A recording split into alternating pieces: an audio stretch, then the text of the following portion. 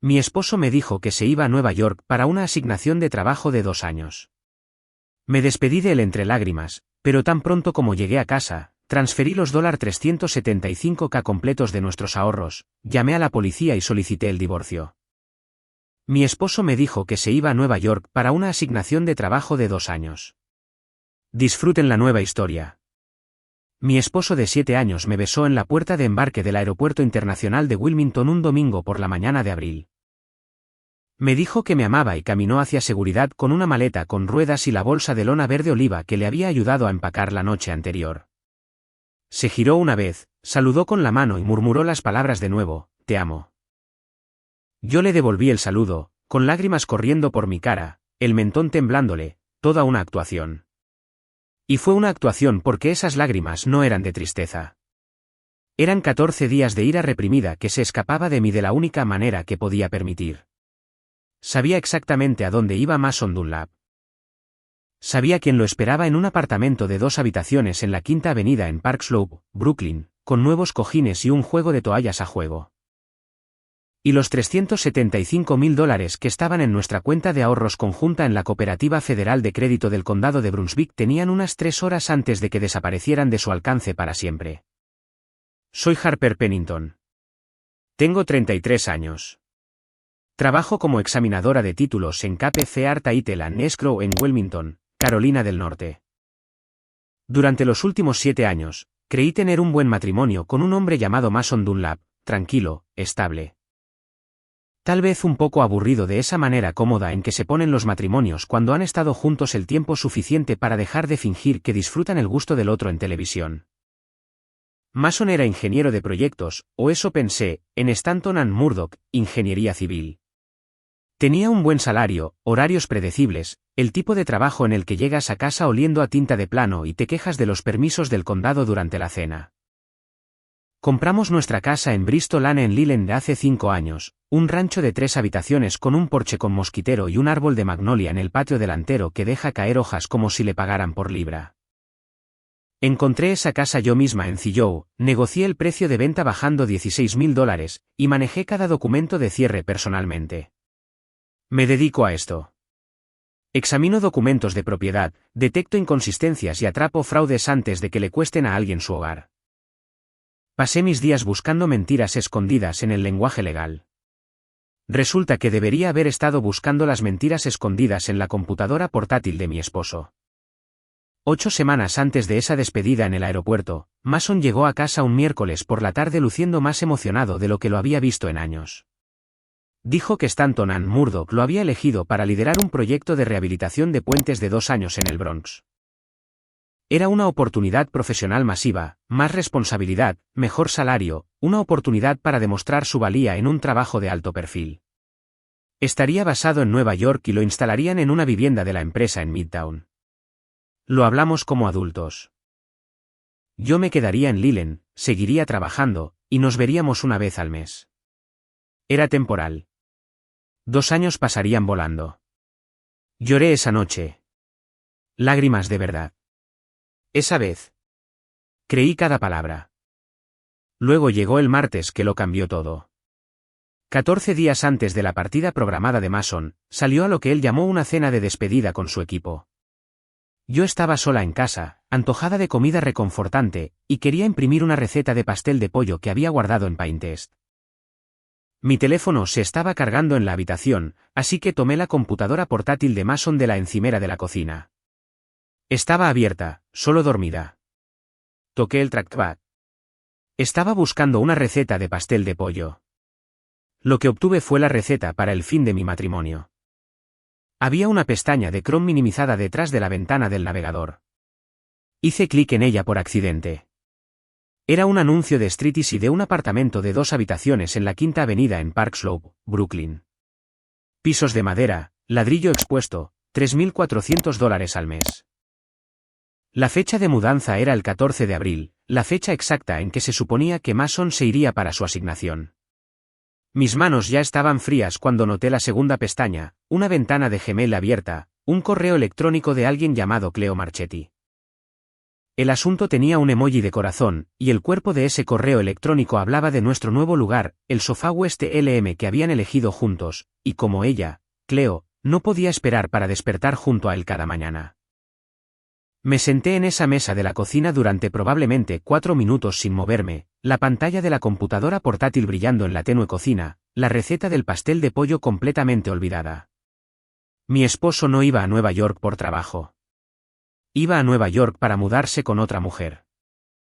Y me miró a los ojos durante la cena, me tomó la mano y me dijo que era una oportunidad profesional. Esto es lo que no hice. No grité. No lo llamé. No tiré nada. Trabajo con documentos. Examino pruebas para ganarme la vida. Y cada instinto que tenía me decía lo mismo, la persona que tiene los papeles gana.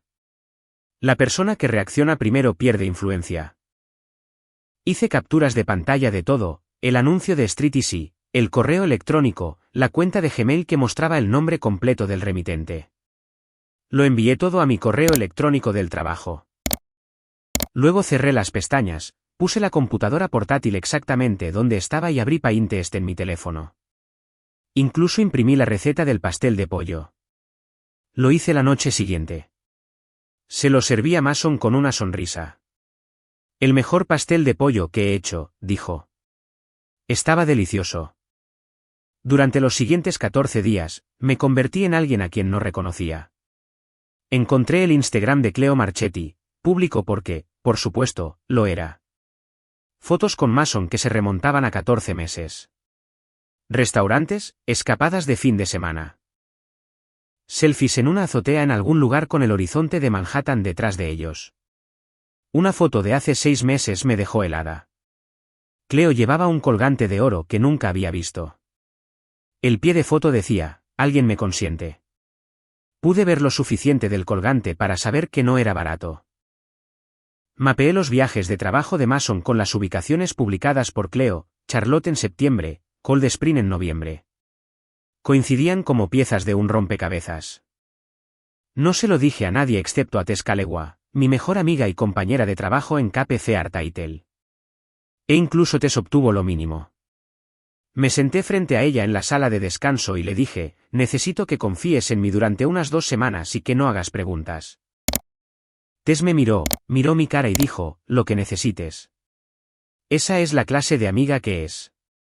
Mientras tanto, abrí una cuenta de ahorros personal en la cooperativa de crédito. Investigué abogados de divorcio. Leí todo lo que pude sobre las leyes de distribución equitativa de Carolina del Norte. Me preparé. Y luego llegó el aeropuerto. Conduje a Mason al aeropuerto internacional de Wilmington ese domingo por la mañana, lo ayudé a cargar sus maletas, lo abracé en la terminal y olí su colonia, el Armani que le había comprado para nuestro 5º aniversario, ahora permanentemente asociado con alguien que no era yo. Me apretó la mano y me dijo que 2 años pasarían antes de que nos diéramos cuenta. Asentí, lloré, saludé con la mano y lo vi desaparecer más allá del puesto de control de la TSA. Luego caminé hacia el estacionamiento, subí a mi coche y conduje directamente a la Cooperativa Federal de Crédito del Condado de Brunswick. No fui a casa primero. Casa podía esperar. Esto no. Entré en la sucursal de Midtown Drive, me senté con una banquera con la que había trabajado antes, una mujer llamada Patricia, que siempre tenía caramelos de mantequilla en su escritorio, y transferí $375,000 de nuestra cuenta de ahorros conjunta a mi nueva cuenta personal. Cada centavo. Patricia lo procesó sin pestañear. Yo era una titular conjunta de la cuenta. Era mi derecho legal. Todo el proceso tomó 20 minutos. 20 minutos para mover 7 años de ahorros y todo el legado de mi abuela. Ese dinero, $258,000 de él, provino de mi abuela, Irene Pennington. Ella murió hace 3 años y me lo dejó. La abuela Irene vivía en una pequeña casa de tablas en Burgab, Carolina del Norte, condujo el mismo Buick Le Sabre durante 19 años, y una vez condujo 40 minutos de ida y vuelta para ahorrar 11 centavos en una lata de judías verdes. Ese dinero fue una vida de disciplina y sacrificio, y lo había depositado en nuestra cuenta de ahorros conjunta porque confiaba en mi esposo. Irene siempre me dijo, nunca dejes tu dinero donde tu esposo pueda encontrarlo. Debería haber escuchado 20 minutos después de la boda en lugar de 7 años después. Desde la cooperativa de crédito, conduje a la oficina de Nadine Albrecht, una abogada de divorcios en Oleander Drive en Wilmington, a quien un colega me había recomendado discretamente. Nadine era tranquila, directa y tenía el tipo de apretón de manos que te decía que no perdía a menudo. Presenté una petición de divorcio y una moción de emergencia para proteger los bienes conyugales. Nadine no se inmutó. Había visto cosas peores. Eso fue a la vez reconfortante y profundamente deprimente. Mi tercera parada fue una llamada telefónica desde el estacionamiento de Nadine, Vic del Mónaco, investigador privado. Nadine lo recomendó. Le envié a Vic todo, el itinerario de vuelo de Mason, el nombre completo de Cleo Marchetti, la dirección del apartamento en Park Slope. Vic dijo que comenzaría el lunes. Conduje a casa después de eso, entré en la casa tranquila en Bristol Lane y dejé mis llaves en la encimera justo donde había estado la computadora portátil de Mason 2 semanas antes. Por primera vez en 14 días, sentí algo más que pavor. Me sentí en control. Pero también sabía que esto era solo el principio. Todavía no sabía cuán profundas eran las mentiras de Mason. No sabía que lo habían despedido de su trabajo 5 meses antes. No sabía sobre la solicitud de préstamo falsificada. Y no sabía qué papel había estado jugando mi suegra, Karen, a mis espaldas durante meses. Esa parte estaba por venir, y era peor de lo que había imaginado hasta ahora. Antes de continuar, hazme un pequeño favor. Pulsa el botón me gusta, suscríbete y dime en los comentarios desde dónde estás viendo y qué hora es ahora mismo. Leo cada comentario y me encanta ver de dónde son todos. Muchas gracias por su apoyo. Mason me llamó su primera noche en Nueva York. Sonaba optimista, relajado, como un hombre que se estaba adaptando a un nuevo y emocionante capítulo. Me dijo que el apartamento era pequeño pero estaba bien, que el equipo ya era genial, que el viaje al sitio del proyecto en el Bronx no era tan malo como había esperado. Dijo que me extrañaba. Dijo que la cama se sentía demasiado grande sin mí en ella. Cada palabra era una mentira. El apartamento no era una vivienda de la empresa. Era el lugar que compartía con Cleo Marchetti. No había equipo. No había proyecto. Y esa cama en la que dormía, tenía un edredón de West Elm que él y su novia habían elegido juntos un sábado por la tarde en Soho. Pero yo hice mi parte. Le pregunté sobre su día. Le conté sobre una complicada búsqueda de títulos en el trabajo. Dije que yo también lo extrañaba. Dije que lo amaba. Colgué y me senté en el borde de nuestra cama, mi cama ahora, mirando la pared, sintiendo como si hubiera tragado un puñado de clavos. Debería haber ganado un Oscar por esas llamadas telefónicas. Mejor actriz en un matrimonio a distancia que ella ya había solicitado terminar. Vic del Mónaco comenzó a trabajar el lunes y tuvo resultados para el jueves. El hombre era eficiente de una manera que te hacía pensar que había pasado sus años militares haciendo exactamente este tipo de trabajo, solo que en diferentes países. En 5 días, tuve mi primer lote de fotos y documentación, Mason y Cleo, cogidos del brazo, entrando en un edificio de apartamentos de piedra rojiza en la Quinta Avenida en Park Slope. Cleo llevaba una bolsa de la compra reutilizable de Key Food en la Séptima Avenida. Suficiente comida para 2. Una toma del panel del intercomunicador del edificio que mostraba Dunlap /diagonal Marchetti, en el timbre del apartamento tercer. El nombre de Mason estaba en el contrato de arrendamiento. No estaba de visita. Vivía allí. Pero las fotos no fueron lo peor. Vic revisó los registros de empleo a continuación, archivos públicos, directorios de empresas, bases de datos de licencias profesionales. Y lo que encontró me revolvió el estómago. Mason no trabajaba para Stanton & Murdoch Civil Engineering. Su nombre no estaba en el directorio de la empresa. Su licencia de ingeniero profesional no había sido renovada. El contacto de Vic en la firma lo confirmó discretamente, Mason Dunlap no había estado empleado allí durante meses. No había ningún proyecto de puente en el Bronx. No había ninguna asignación de 2 años. Toda la historia fue fabricada desde cero. Mi esposo no solo me estaba engañando. Estaba desempleado y lo ocultaba. El hombre que me besó en el aeropuerto y me dijo que su carrera estaba despegando no tenía ninguna carrera en absoluto. Pasé ese fin de semana revisando cada documento financiero al que pude acceder, con la guía de Nadine sobre qué buscar. Los estados de cuenta de la tarjeta de crédito personal de Mason y su cuenta corriente contaron una historia que se remontaba a 14 meses, la duración completa de su relación con Cleo. Los números eran específicos porque el fraude siempre lo es. Un cargo de $4.200 en Tiffany y CEO. En Charlotte. Ese era el colgante de oro que había visto en el Instagram de Cleo, el que decía, alguien me consiente. Un fin de semana de $2.800 en un bed and breakfast llamado Riverview Manor en Cold Spring, Nueva York, un pequeño pueblo en el valle de Hudson al que nunca había ido. Reservado el mismo fin de semana que Mason me dijo que estaba inspeccionando un sitio de proyecto en Fayetteville. Pagos mensuales de Venmo a una cuenta que se remontaba a Cleo, $400, $500, a veces $700, etiquetados como cena o víveres o simplemente una cara sonriente. $22.400 en 14 meses. Solía pensar que esos misteriosos pagos de Venmo eran de su liga de fútbol de fantasía. Resulta que la única fantasía era toda la vida que estaba fingiendo vivir. Luego vino la llamada telefónica que abrió aún más todo el asunto. Semana 3, un miércoles por la tarde.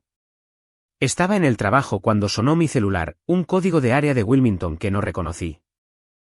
La voz al otro lado se presentó como Christian Ainsley, director de proyectos en Stanton and Murdoch.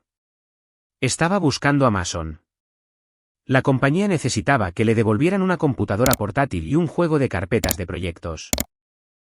Habían estado tratando de localizar a Mason durante meses, y su teléfono iba directamente al buzón de voz. Mantuve mi voz firme. Le dije a Christian que pensaba que Mason estaba en Nueva York en una asignación para la firma. Hubo una pausa, una larga. Luego Christian dijo con mucho cuidado que no había ninguna asignación en Nueva York. Mason había sido despedido de Stanton and Murdoch hacía 5 meses. La razón, y Christian estaba claramente eligiendo sus palabras, involucraba discrepancias en la documentación de gastos. Asumió que Mason había encontrado trabajo en otro lugar. Le di las gracias, colgué y me senté en mi escritorio durante un minuto entero sin parpadear. 5 meses. Mason había fingido ir a trabajar todos los días durante 5 meses. Esos son más de 100 mañanas poniéndose una camisa de botones, tomando su bolsa de laptop, dándome un beso de despedida en la puerta principal, y conduciendo ¿a dónde? ¿Un Panera Bread en Market Street? ¿El estacionamiento de un Target? Todavía no sé a dónde fue durante esos meses. Y honestamente, no quiero saberlo. El punto es que lo hizo. 150 y tantos días saliendo por esa puerta y mintiéndome a la cara, y nunca sospeché nada. Esa es la mejor actuación en la historia del condado de Brunswick, o yo era más confiada de lo que cualquier persona debería ser. Probablemente ambas cosas. Esa misma semana, sucedió algo más que casi se me escapa. Llamé a Karen, la madre de Mason, para mantener las apariencias. Una llamada de rutina. Mencioné que Mason se estaba adaptando bien, que parecía ocupado con el trabajo. Karen estaba inusualmente cálida, habladora, casi alegre. Y luego dijo algo que me detuvo a mitad de la frase, oh, bien. ¿Está cerca de ese gran parque? A él siempre le encantó estar cerca de los espacios verdes. Yo no había mencionado ningún parque. La historia de Mason lo ubicaba en una vivienda de la empresa en Midtown Manhattan. No hay ningún gran parque en Midtown. No el tipo de parque al que te referirías casualmente. Pero Prospect Park, uno de los parques más grandes de Brooklyn, está a 3 cuadras del apartamento que Mason comparte con Cleo en Park Slope. Karen no podía saber ese detalle a menos que supiera sobre el apartamento real. A menos que hubiera visto el anuncio de Street Easy, o hablado con Mason sobre el vecindario, o lo hubiera ayudado a elegirlo. Se corrigió inmediatamente, o donde sea que dijo que está. Siempre confundo estas cosas. Pero el daño estaba hecho. No se hace referencia accidentalmente a la geografía específica de un vecindario del que nunca se ha oído hablar. Ser traicionada por un esposo, ese es un tipo de dolor que estaba aprendiendo a sobrellevar. Pero descubrir que su madre lo sabía, que Karen Dunlap, quien se había sentado frente a mí en la cena de Acción de Gracias 6 meses atrás y me había pedido que le pasara la salsa de arándanos, había estado ayudando a su hijo a planear su escape al apartamento de otra mujer. Esa fue una herida en un lugar que no sabía que tenía. No dije nada. Lo archivé, igual que todo lo demás. La evidencia se estaba acumulando, y aún no había terminado de recolectarla. Esa noche de viernes, me derrumbé. Tess vino con una botella de Pinot Grigio y una bolsa de comida para llevar del restaurante tailandés en College Road. Me senté a la mesa de la cocina y le conté todo. Absolutamente todo. La computadora portátil, los correos electrónicos, Cleo, el trabajo falso, la llamada telefónica de Christian Ainsley, el desliz de Karen, los informes del investigador privado, el dinero que ya había movido. Tess escuchó sin interrumpir, lo cual, si conoces a Tess, es un milagro en sí mismo. Cuando terminé, dejó su copa de vino y me miró con la expresión de una mujer que había sobrevivido a su propio divorcio 18 meses antes y no le quedaba paciencia para esposos infieles. Déjame entender esto, dijo. El hombre no puede estacionar en paralelo su propia camioneta, ¿y me dices que llevó una doble vida durante 14 meses? Eso es lo más impresionante que ha hecho, y aún así es patético. Me reí. Me dolió, pero me reí. A veces el trabajo de tu mejor amigo no es hacerte sentir mejor. Es hacerte sentir menos sola. 2 días después, Vic me envió el primer informe completo. Una carpeta gruesa, impresa, organizada, con pestañas, fotos, registros financieros, una cronología completa de la doble vida de Mason desglosada semana a semana. 14 meses de engaño documentados con la precisión de un hombre que solía hacer esto para el ejército. Estaba revisándolo en la mesa de la cocina cuando Vic llamó. Harper, hay una cosa más, dijo. Obtuve los registros del condado. Hace 4 meses, alguien solicitó una línea de crédito sobre el valor líquido de la vivienda, ELOC, de $150,000 sobre su propiedad en Bristol Lane. Ambos nombres están en la solicitud, el suyo y el de Mason. ¿Firmó algo así? No lo había hecho. Nunca había firmado ninguna solicitud de ELOC. Nunca había hablado de una ELOC con Mason. Ni siquiera había considerado pedir prestado contra nuestra casa, lo que significaba que Mason había falsificado mi firma en una solicitud de préstamo de $150,000 contra la casa que encontré, negocié y cerré yo misma. El romance fue devastador. La mentira del desempleo fue humillante. Pero esto era fraude, y lo cambió todo. A la mañana siguiente, entré en la oficina de Mason en casa, la habitación donde había pasado 5 meses trabajando desde casa después de haber sido despedido en secreto, y revisé su archivador. Era principalmente chatarra, viejas declaraciones de impuestos, manuales de instrucciones para electrodomésticos que ya no teníamos, una tarjeta de garantía para una cortadora de césped que vendimos hace 2 años. Pero en la parte trasera del cajón inferior, escondida dentro de una carpeta etiquetada seguro, la encontré. Una carta de denegación del Southeast Coastal Bank con fecha de 4 meses antes. Solicitud de una línea de crédito sobre el valor líquido de la vivienda, $150,000. Dirección de la propiedad, 14 Bristol Lane, Lilen, Carolina del Norte. Solicitantes, Mason R. Dunlap y Harper E. Pennington. Ambas firmas al final, excepto que yo nunca la firmé. Saqué la carta y miré la firma. Luego la miré de nuevo.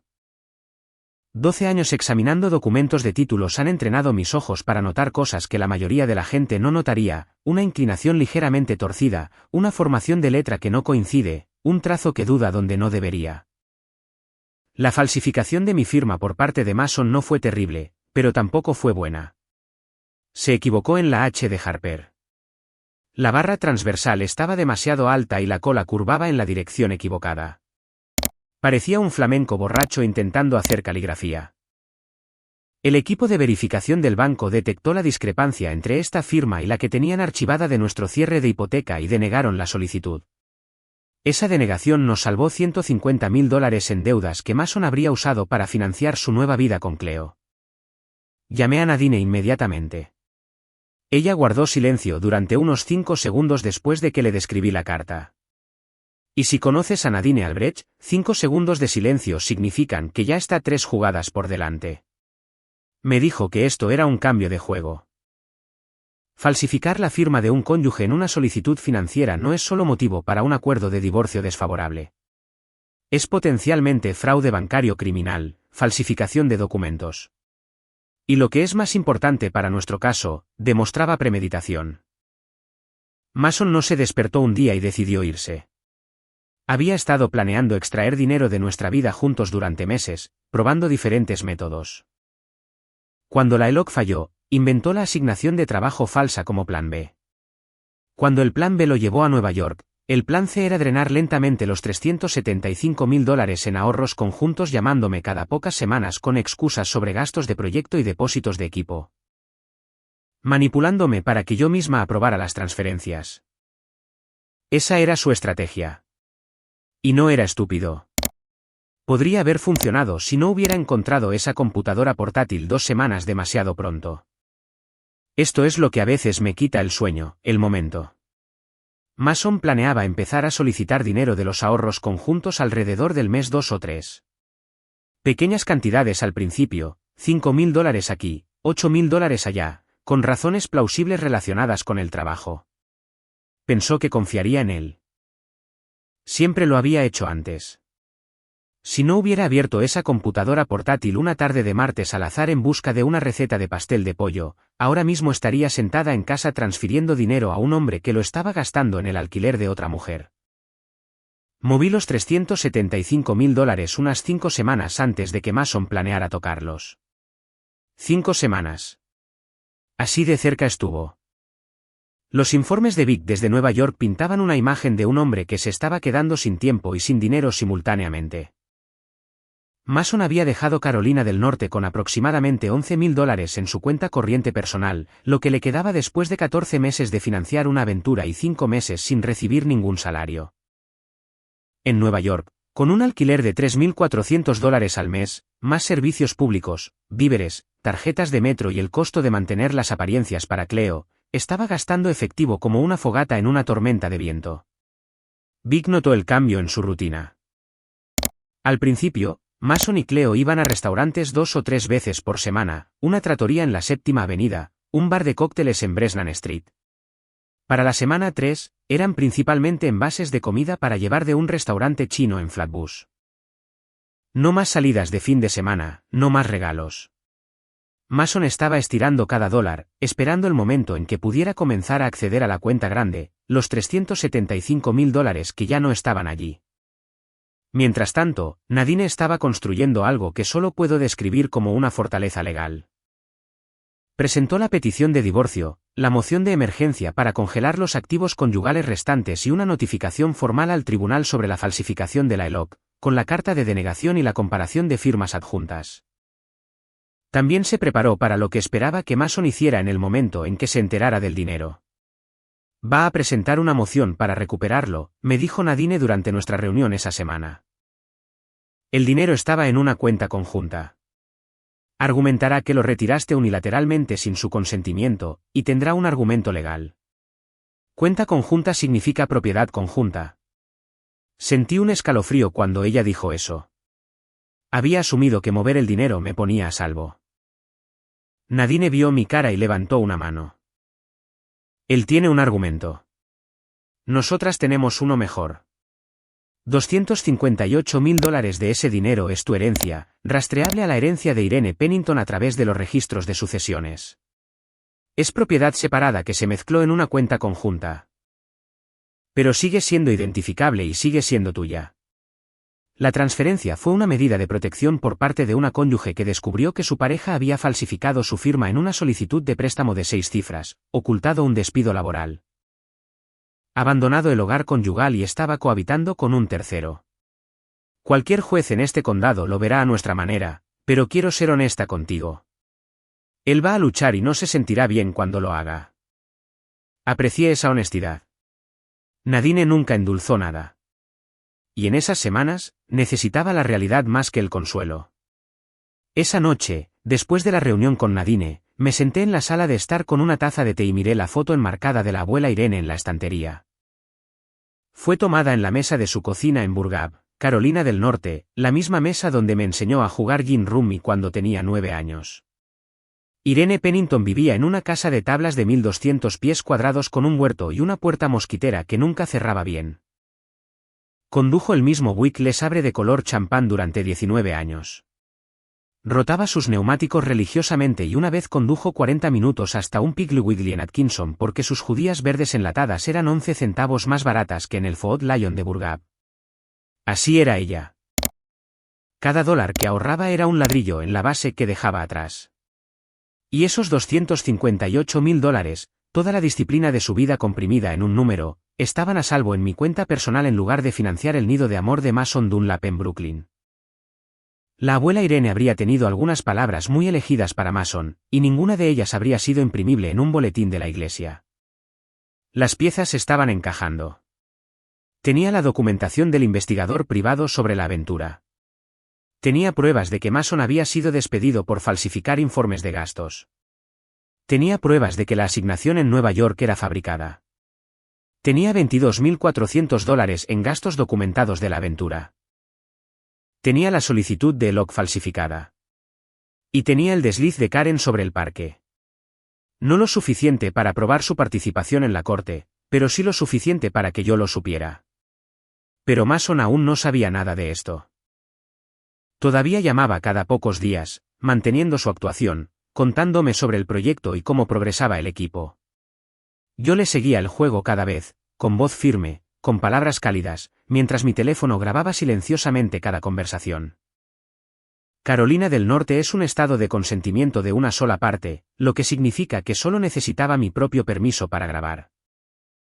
Y Mason, confiado en que yo seguía siendo la esposa confiada esperando pacientemente en casa, siguió hablando, siguió mintiendo, siguió entregándome pruebas sin darse cuenta. Necesitaba mantener esta actuación un poco más porque en el momento en que Mason descubriera que el dinero había desaparecido, el reloj empezaría a correr. Entraría en pánico. Haría movimientos. Probablemente contrataría a un abogado y contraatacaría. Y yo quería cada pieza de evidencia asegurada, organizada y en manos de Nadine antes de que el reloj empezara a correr. La pregunta no era si se enteraría. Era cuándo, y qué haría cuando lo hiciera. No tuve que esperar mucho. Para la cuarta semana, las llamadas telefónicas desde Nueva York se estaban acortando. Mason solía llamar todas las noches, conversaciones completas, 20 minutos, a veces 30. Al final del mes, era cada 3 o 4 días, y las llamadas duraban quizás 8 minutos. Sonaba distraído, apurado. El proyecto lo mantenía ocupado, decía. Se acercaban grandes plazos. Yo le seguía el juego, como siempre. Le preguntaba sobre su día, le contaba sobre el mío, le decía que lo amaba antes de colgar. Pero el esfuerzo de fingir me estaba agotando hasta los huesos. Cada llamada telefónica se sentía como tragar vidrio y sonreír mientras lo hacías. En este punto, era tan buena fingiendo un matrimonio feliz que empecé a preguntarme si me había equivocado de vocación por completo. Olvídate de examinador de títulos. Podría haber sido un agente de la CIA, o al menos una de esas personas en programas de cocina de competencia que prueban algo terrible y sonríen a la cámara como si fuera la mejor comida de sus vidas. Pero me aferré porque Nadine tenía las mociones presentadas. Vic tenía la evidencia compilada, y el agente judicial estaba esperando en Brooklyn la luz verde. Todo estaba programado. Solo necesitábamos que Mason mantuviera la confianza un poco más. Se mantuvo confiado durante exactamente 5 semanas. Un martes por la noche a mediados de mayo, semana 5, Mason intentó iniciar sesión en nuestra cuenta de ahorros conjunta desde su teléfono. Según lo que supe más tarde, se estaba preparando para iniciar la siguiente fase de su plan. Necesitaba dinero. Su cuenta corriente personal estaba en unos $3.000, y la ciudad de Nueva York no se preocupa por tu presupuesto. Iba a llamarme esa semana con una historia sobre la necesidad de $7.500 para el alquiler de equipos en el proyecto, el primero de lo que planeaba ser una serie de solicitudes. Cada una un poco más grande que la anterior. Cada una con una excusa laboral perfectamente razonable. Nunca llegó a hacer esa llamada. Abrió la aplicación bancaria, tocó la cuenta de ahorros conjunta y vio un número que no esperaba, $0 de saldo disponible. Refrescó la página. La refrescó de nuevo, cerró la aplicación y la volvió a abrir. Llamó a la línea de servicio al cliente del banco. El representante confirmó lo que la pantalla le decía. Los fondos habían sido transferidos por la titular de la cuenta conjunta, Harper Pennington, 5 semanas antes. El dinero había desaparecido desde el día en que se fue. Él simplemente nunca lo revisó. Mason me llamó. No respondí. Llamó una y otra vez. 17 llamadas perdidas en 2 horas. Luego comenzaron los mensajes de texto. Harper, ¿qué pasó con los ahorros? Seguido de Harper, contesta el teléfono. Luego, esto no es divertido. Llámame. 17 llamadas perdidas. Ese hombre no me había llamado 17 veces en los últimos 7 años de nuestro matrimonio combinados.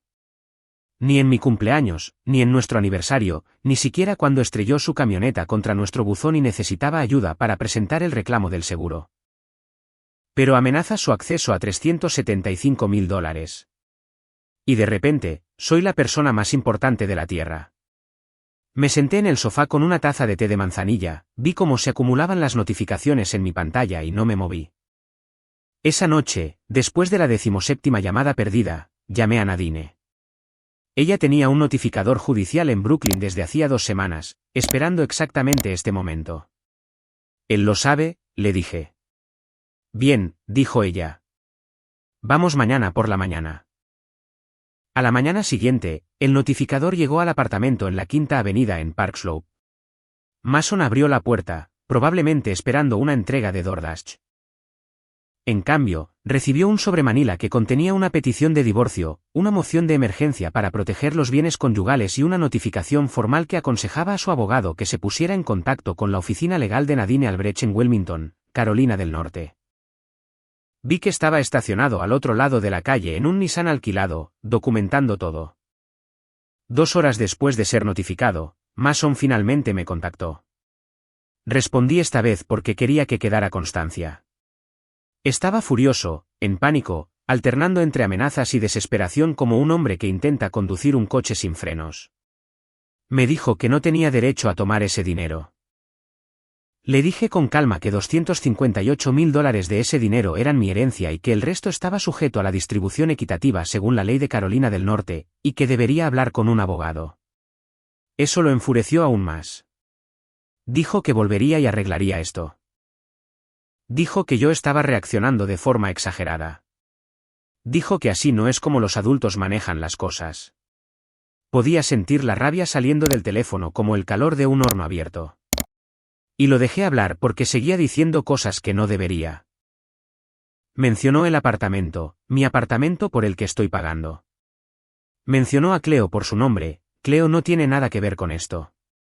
Y luego la frase que Nadine luego rodearía con tinta roja en la transcripción, necesito ese dinero para el alquiler, Harper. ¿Entiendes eso? ¿Conoces esa sensación cuando alguien te muestra exactamente quién es, y te das cuenta de que lo habías estado editando en tu cabeza durante años, limpiando los bordes ásperos, redondeando las partes afiladas, dándole el beneficio de cada duda? Esa llamada telefónica fue el momento en que cada versión editada de Mason Dunlap se derrumbó.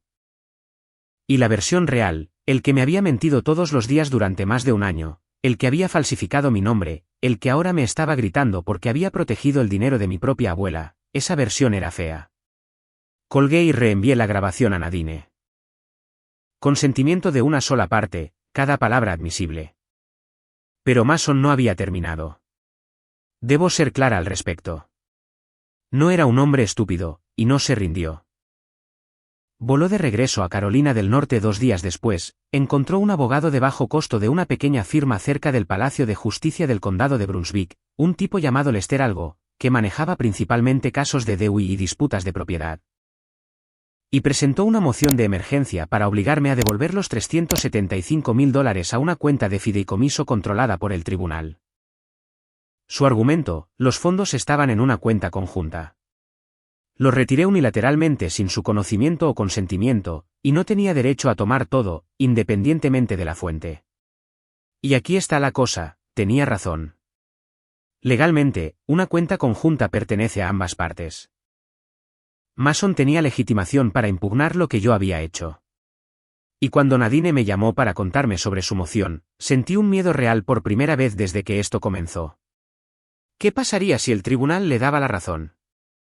¿Y si tuviera que devolver el dinero? Nadine me dijo que respirara. Se había estado preparando para este movimiento exacto desde el primer día. La audiencia fue corta, celebrada en una sala de conferencias en el Tribunal del Condado de Brunswick. No un tribunal dramático, solo un juez, un secretario, 2 abogados y 2 personas que solían compartir una cama y una hipoteca. Nadine presentó su argumento con la precisión de un cirujano. $258.000 eran propiedad separada rastreable heredada de la herencia de Irene Pennington. Se adjuntaron los registros de sucesiones. La transferencia fue una acción protectora por parte de una cónyuge que había descubierto que su esposo falsificó su firma en una solicitud de ELOC de 6 cifras. Se presentó como prueba la carta de denegación y la comparación de firmas. Además, Mason había ocultado su despido del empleo, abandonado el hogar conyugal para cohabitar con un tercero, y la llamada telefónica grabada demostró su intención de usar ahorros conjuntos para gastos personales relacionados con la aventura. El abogado de Mason no tuvo una contraargumentación para la falsificación de la ELOC. Esa fue la pieza que rompió su caso. Se puede discutir sobre cuentas conjuntas todo el día, pero cuando un cónyuge ha falsificado la firma del otro en una solicitud de préstamo de 6 cifras, la credibilidad se evapora. El juez denegó la moción de Mason. Los $375.000 permanecieron conmigo en espera de la distribución equitativa completa. El abogado de Mason recogió su maletín tan rápido que pensé que la cremallera se rompería. Ya saben, un caso es malo cuando incluso el abogado quiere salir de la habitación antes de que el aire se despeje. Mason salió de ese tribunal sin nada. Sin dinero, sin trabajo, sin influencia legal. Se registró en un motel de tarifa semanal en la US 17 cerca de Supply, $40 la noche, el tipo de lugar donde la máquina de hielo no ha funcionado desde la segunda administración Bush. Pero la historia no había terminado porque 2 personas estaban a punto de hacer movimientos que Mason nunca vio venir. Y ambas iban a empeorar significativamente su situación. Una era una coordinadora de marketing de 29 años en Brooklyn que acababa de empezar a buscar el nombre de su novio en Google. La otra era su propia madre. Mientras Mason estaba sentado en una habitación de motel en Supply, Carolina del Norte, tratando de averiguar cómo se había derrumbado su plan, las fichas de dominó seguían cayendo, solo que en lugares donde él no estaba mirando. De vuelta en Brooklyn, la vida de Cleo Marchetti se estaba desmoronando de una manera diferente. Mason se había ido abruptamente, le dijo que había una emergencia legal en casa que involucraba una disputa de propiedad con su exesposa. Prometió que volvería en una semana. Eso fue hace 2 semanas. El alquiler vencía, y Mason había dejado de devolverle las llamadas con alguna consistencia. Cuando contestaba, sonaba enojado, distraído y para nada como el hombre confiado y exitoso con el que había estado viviendo. Cleo no era el tipo de mujer que se sentaba a esperar respuestas. Era coordinadora de marketing en una agencia de branding en Soho, investigaba cosas para ganarse la vida.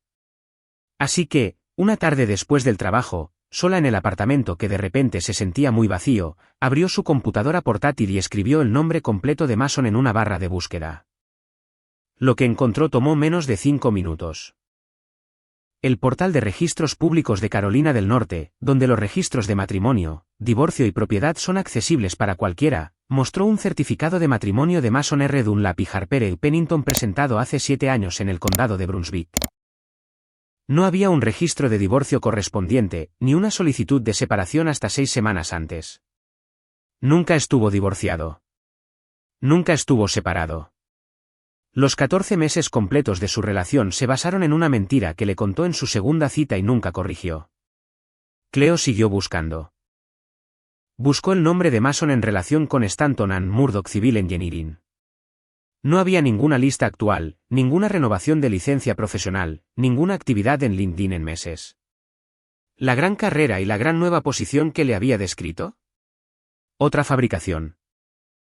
El hombre con el que había estado compartiendo cama, el hombre por el que había reorganizado toda su vida, no tenía trabajo, una esposa en Carolina del Norte y aproximadamente $3.000 a su nombre. Lo que sucedió después fue algo que realmente no esperaba. Cleo me encontró en LinkedIn. Mi perfil era profesional y público, examinadora de títulos en KPC Arta Iteland Escrow, Wilmington, Carolina del Norte. Me envió un mensaje. Era corto, directo y claramente escrito por alguien que estaba temblando mientras lo escribía.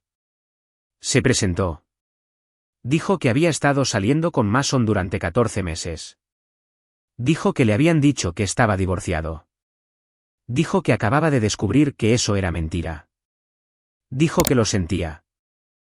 Y luego dijo que tenía algo que quizás yo querría ver. Me envió capturas de pantalla, docenas de ellas, mensajes que Mason le había enviado durante el último año, cuidadosamente guardados de la forma en que guardas mensajes de alguien a quien amas y en quien confías. El divorcio está casi finalizado. Solo esperando una firma más. Estamos vendiendo la casa. Debería cerrarse a finales del próximo mes. Tengo un nuevo puesto en la ciudad. Mejor sueldo. Mejor título. Mi ex y yo estamos en buenos términos. Ella ha seguido adelante. Yo he seguido adelante. Todo es muy civilizado. Cada línea era una mentira demostrable y documentable. Y juntas, contaban una historia que era incluso peor de lo que ya había descubierto porque mostraban premeditación. Mason no se había limitado a caer en una aventura. Había estado construyendo una realidad paralela durante más de un año, diciéndole a Cleo que la casa se estaba vendiendo, que el divorcio era definitivo, que la carrera estaba floreciendo. Estaba construyendo hacia un momento en el que pudiera desaparecer en su nueva vida y dejar atrás la antigua por completo. Nadine casi se cae de su silla cuando le mostré las capturas de pantalla. Esto es intención, dijo. Este es un hombre que le dijo a su novia que estaba vendiendo tu casa. Esto es oro. Esto es lo que no esperaba sentir, simpatía por Cleo. Ella no lo sabía. Pensó que estaba construyendo una vida con un hombre divorciado que tenía un historial limpio y un buen trabajo. En cambio, obtuvo el mismo Mason que yo, solo con una capa de pintura más fresca y una mejor propuesta inicial. No respondí a su mensaje, pero tampoco la bloqueé.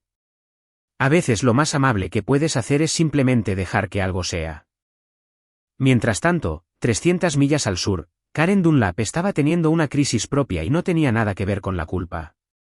Karen era dueña de Tidewaters, una boutique de regalos en la calle principal de Southport, Carolina del Norte.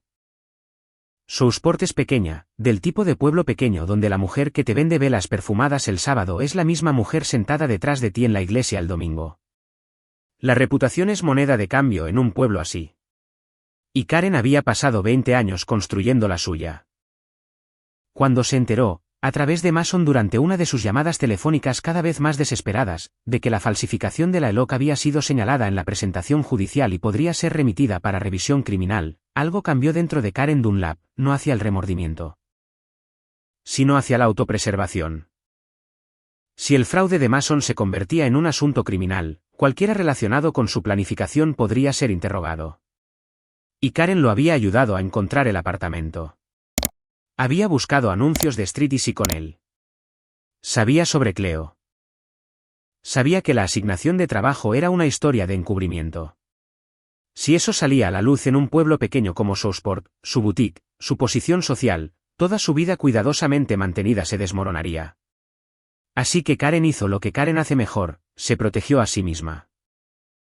Llamó a la oficina de Nadine Albrecht, no para disculparse, no para explicar, sino para ofrecer una declaración escrita confirmando lo que sabía, que Mason le había dicho que se mudaba a Nueva York para vivir con otra mujer. Que ella lo había ayudado a buscar apartamentos en línea y que Mason había descrito su plan como primero establecerse y luego resolver la situación del dinero.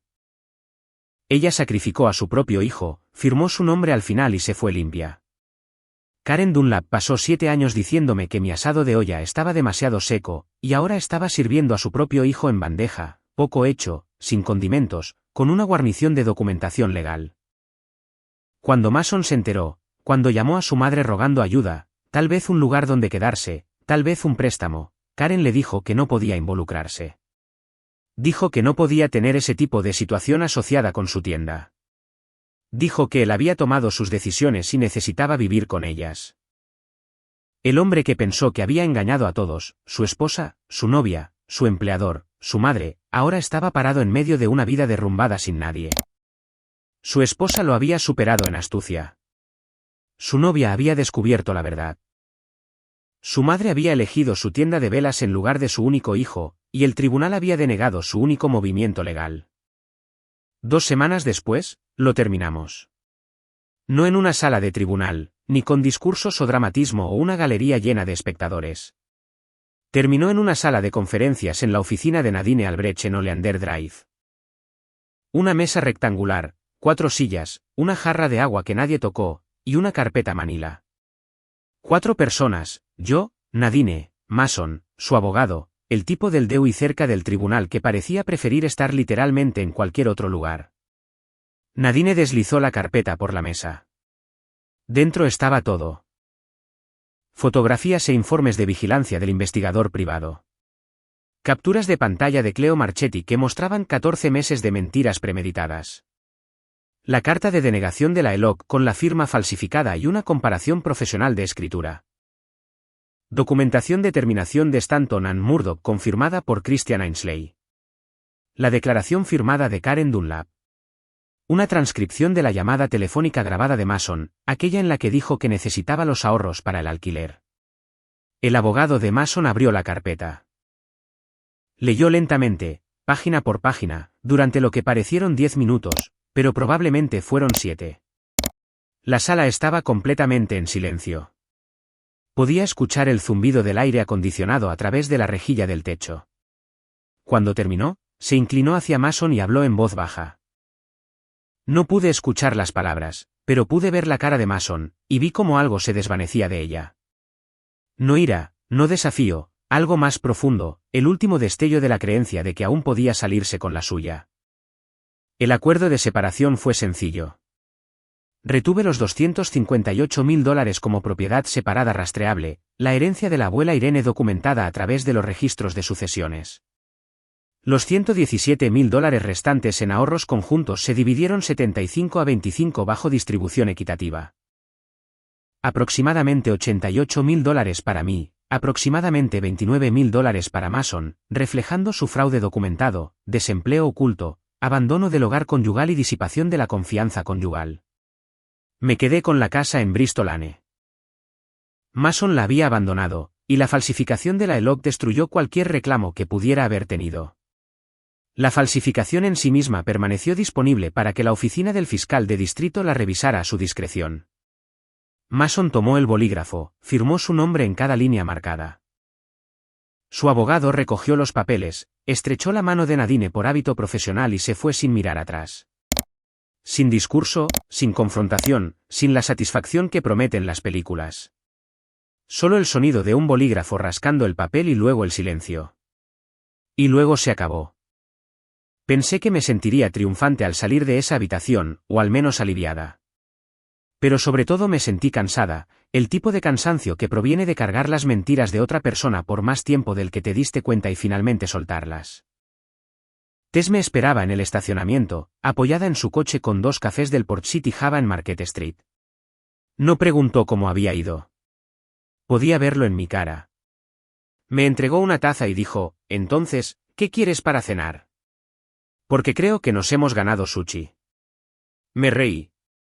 Realmente me reí. La primera risa honesta en meses.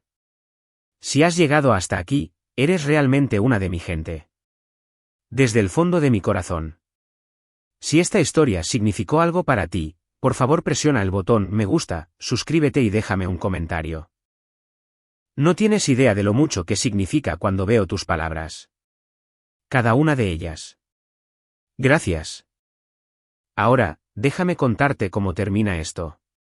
3 meses después de que Mason Dunlap firmara ese acuerdo de separación, yo estaba parada en mi habitación en Bristol Lane con un rodillo en la mano y pintura verde salvia en mis antebrazos. Las paredes grises fueron elección de Mason. Dijo que el gris era moderno y limpio, que es exactamente lo que dice un hombre sin imaginación cuando le pides que elija un color. El verde salvia era mío. Lo elegí de una muestra en Sherwin-Williams en Eastwood Road y pinté cada pared yo misma un sábado por la tarde con las ventanas abiertas y Fleetwood Mac sonando lo suficientemente fuerte como para que lo escucharan los vecinos. La casa se veía diferente, se sentía diferente. No por la pintura, sino por lo que faltaba.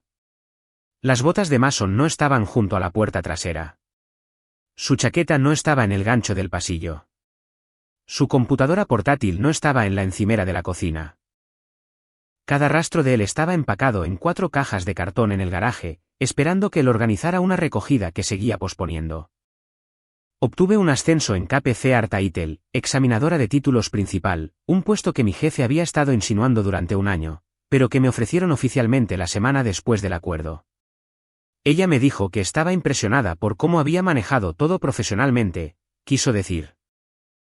Pero creo que también se refería a lo otro, lo que todos en la oficina sabían pero eran demasiado educados para mencionar directamente. Y adopté un perro, un beagle mestizo de 3 patas del refugio de animales del condado de Brunswick, de 4 años, al que le faltaba la pata delantera izquierda por un accidente automovilístico cuando era cachorro, y absolutamente intrépido en todo excepto con la aspiradora. Lo llamé Hank. A Hank le falta una pata y aún así tiene más carácter que mi ex esposo. Me recibe en la puerta todos los días cuando llego a casa del trabajo, lo cual ya es una mejora significativa con respecto al ocupante anterior de esta casa. También empecé a poner $200 al mes en una cuenta de corretaje separada. Nada sofisticado, solo un fondo indexado, transferencias automáticas, el tipo de hábito financiero aburrido que no hace que el corazón de nadie se acelere, pero construye algo real con el tiempo. La regla de la abuela Irene, siempre pagarse a uno mismo primero. Debería haber empezado a escuchar a esa mujer mucho antes. Los $258.000, el dinero de Irene, permanecen en mi cuenta, intactos. Los $88.000 adicionales del acuerdo también están allí. La casa es mía, libre de cualquier reclamo, y la hipoteca es manejable solo con mi salario. Por primera vez en mucho tiempo, sé exactamente dónde estoy parada. Sin sorpresas, sin cuentas ocultas, sin firmas que no escribí. En cuanto a Mason, seré breve porque no merece más de esta historia de lo que ya ha tomado. Está viviendo en un apartamento de alquiler en Sayote, a unos 20 minutos al sur de aquí. El motel se volvió demasiado caro, incluso a $40 la noche. Le quedan aproximadamente $18.000 de su parte del acuerdo después de los honorarios del abogado. Sin embargo, no tiene trabajo. Escuché por el rumor del pueblo que solicitó un puesto de coordinador de proyectos en una empresa de construcción en Myrtle Beach. La oficina del fiscal de distrito del condado de Brunswick abrió una investigación preliminar sobre la falsificación de la ELOP. No sé a dónde llevará eso, y francamente, ya no es mi problema. Karen sigue dirigiendo Tidewaters en Southport, sigue vendiendo saquitos de lavanda y toallas de mano monogramadas a los turistas. Ella y Mason no se hablan. La mujer que lo ayudó a planear su escape a Brooklyn decidió que su tienda de velas valía más que su relación con su hijo. Sentiría lástima por Mason por eso, excepto que no la siento. Cleo me envió un último mensaje aproximadamente un mes después de que todo se resolviera. Era corto y sincero. Dijo que lamentaba su parte en ello, aunque no lo sabía. Dijo que esperaba que me estuviera yendo bien. Lo leí, me senté con él por un minuto y cerré la aplicación. No respondí, pero tampoco la bloqueé. Algunas cosas no necesitan una respuesta para ser entendidas. La semana pasada, estaba sentada en la mesa de la cocina. La misma mesa donde encontré la computadora portátil de Mason. La misma mesa donde me senté con Tess y una botella de vino. La misma mesa donde hice 3 paradas en una tarde y cambié por completo la dirección de mi vida. Hank dormía en el suelo junto a mi silla con una de sus patas delanteras temblando en algún sueño que nunca conoceré. Las ventanas estaban abiertas. El árbol de magnolia estaba haciendo lo suyo, dejando caer hojas por todas partes como de costumbre. Y pensé en la mujer que estaba en esa terminal del aeropuerto en abril. Lágrimas en su cara, despidiéndose de un hombre que no merecía la despedida. Esa mujer ya estaba luchando. Simplemente aún no había dejado que nadie lo viera. Muchas gracias por pasar este tiempo conmigo. Si quieres otra historia que te atrape desde la primera frase, una ya te está esperando en tu pantalla. Solo tócala y te veré allí mismo. Cuídense. Lo digo en serio.